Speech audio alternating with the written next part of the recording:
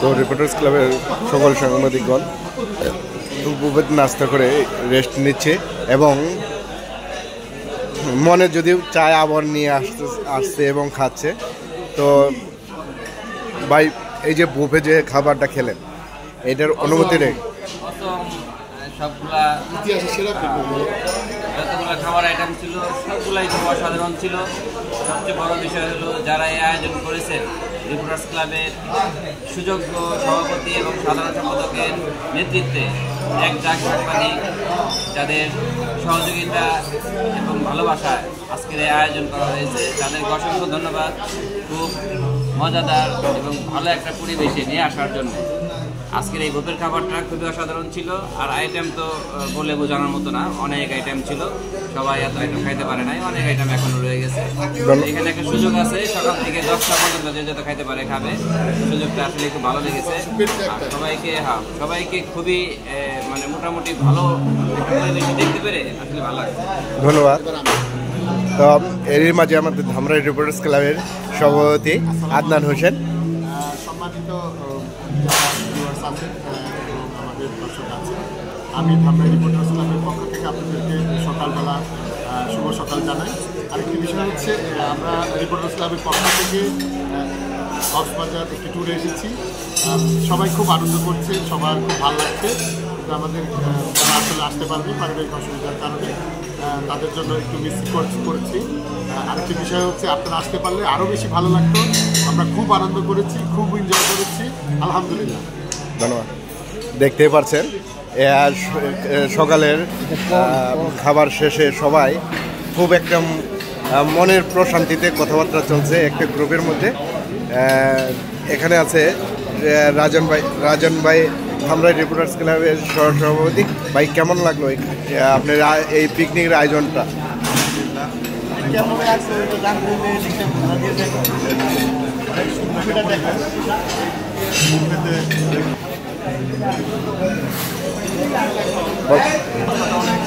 অনেক ভালো লাগলো। খাবারের মিস করতেছি যারা আমাদের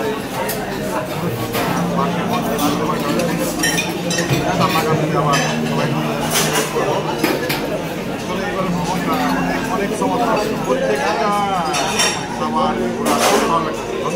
ধন্যবাদ। হুমায়ুন ভাই এখনও প্লেট নিয়ে সাজিয়ে বসে আছে, কিন্তু সরি প্লেটে খাবার শেষ। যাই হোক হুমায়ুন ভাই, যে আমাদের সব মিলে যে আয়োজনটা ছিল রিপোর্টার্স ক্লাবের, এই আয়োজনটার সম্পর্কে এবং যারা আসতে পারে নাই তাদের সম্পর্কে কিছু বলবেন। ধন্যবাদ। আমাদের রিপোর্টার্স ক্লাবের সম্মানিত সাংগঠনিক সম্পাদক নূর হোসেন। আসলে আমাদের রিপোর্টার্স ক্লাবের পক্ষ থেকে যে পিকনিকের আয়োজন করা হয়েছে এবার তার মধ্যে অন্যতম একটা পিকনিকের এই যে আমাদের যে আনন্দ ভ্রমণ এবং পিকনিকের আজকে আমরা হোটেলে অবস্থান করতেছি।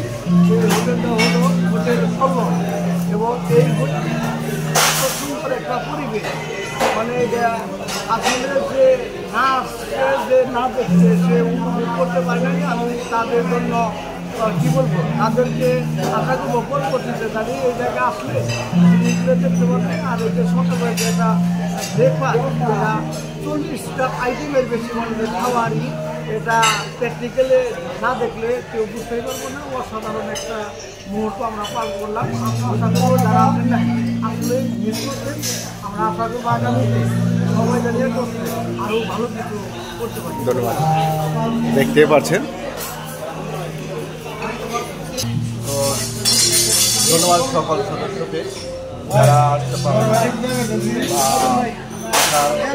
মনোভাব ছিল কিন্তু পারিবারিক সমস্যার কারণে আসতে পারে নাই। তাদের জন্য জানাই সমবেদনা। আমরা চাই রিপোর্টার্স ক্লাব একটা পরিবার হয়ে থাকুক, রিপোর্টার্স ক্লাবের সকল সদস্য একত্র হয়ে কাজ করুক, মনোমালিন্য দূর হয়ে সুন্দর একটা পরিবেশ যেন সৃষ্টি হয় এই কামনা করে। ধন্যবাদ সকলকে। সব মিলে রিপোর্টার্স ক্লাবের পিকনিকটা অসম্ভব সুন্দর ছিল। ধন্যবাদ।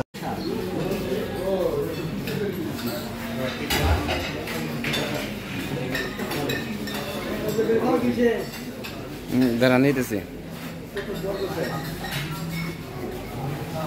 আসসালামু আলাইকুম। বলুন তো শুভ সকাল। ঐতিহ্যবাহী ধামরাই রেফারেন্স ক্লাবের আয়োজনে পিকনিকের কক্সবাজারের দ্বিতীয় দিনে আজকে তো আমরা সবাই মিলে সকালের নাস্তাটা বুঝে ফেললাম, কিন্তু এই জিনিসটা হোটেলে এখানে মনের তৃপ্তি সহকারে যে কতবার যার যে যেভাবে নিতে পারছে সেভাবে সে নিচ্ছে এবং মনের স্বাদ মতো খাওয়া দাওয়া করছে। ধন্যবাদ সকল সদস্য এবং যারা আয়োজন প্রতিনিধি ছিল পিকনিকে, তাকে অসংখ্য ধন্যবাদ এবং আমার পক্ষ থেকে অসংখ্য ধন্যবাদ। কোন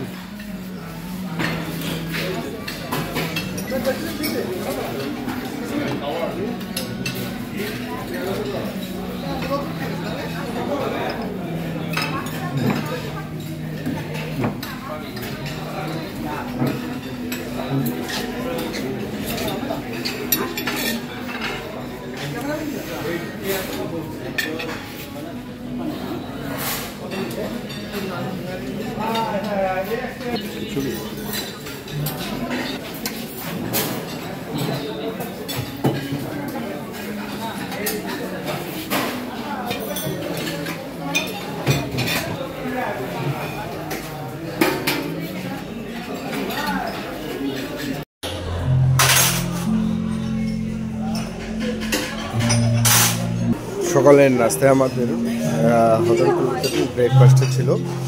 ব্রেকফাস্টের আইটেম ছিল 40টি পদের, দেখতে পাচ্ছেন।